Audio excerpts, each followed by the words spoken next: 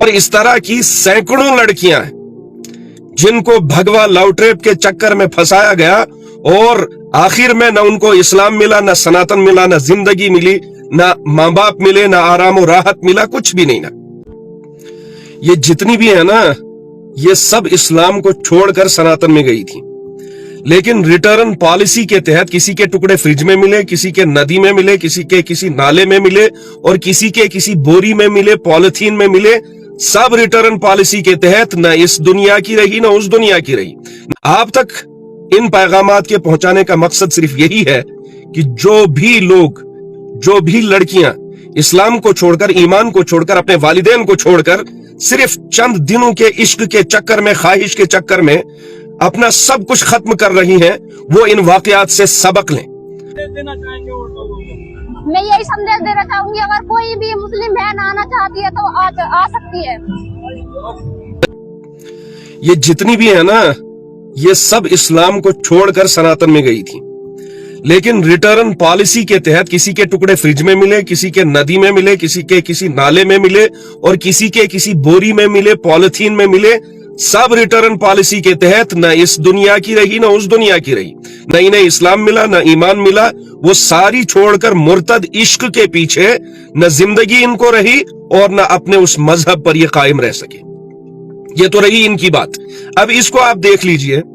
اس کا نام خوشبو ہے، یہ اتر پردیش کے جونپور کی ہے۔ پہلے ذرا آپ اس کی کہانی سن لیجئے۔ اب بتائیے، اب میرے پاس کوئی راستہ ہی نہیں ہے کہ وہ دھرم پریورتن کر کے شادی کیا ہے، نہ تو ہندو میں جا سکتے ہیں نہ تو مسلمان میں جا سکتے ہیں۔ اس کے بعد تھانے میں جب گئے، پھر دوسرے دن تیسرے دن ہم کو وہاں سے بھگا دیا جا رہا ہے کہ جاؤ، ایک بار ہو گیا نا، جاؤ ایک بار ہو گیا نا۔ میرے پاس کچھ بھی نہیں بچا، کھانے کے لیے بھی نہیں ہے، روم پہ کھانے ہونے کے لیے کچھ بھی نہیں ہے۔ گئے اپنے سسر کے پاس، فون کیا تو کہہ رہے ہیں ہم لوگ نہیں جانتے، لیکن مارتے پیٹتے تھے۔ جی ہاں، 2019 میں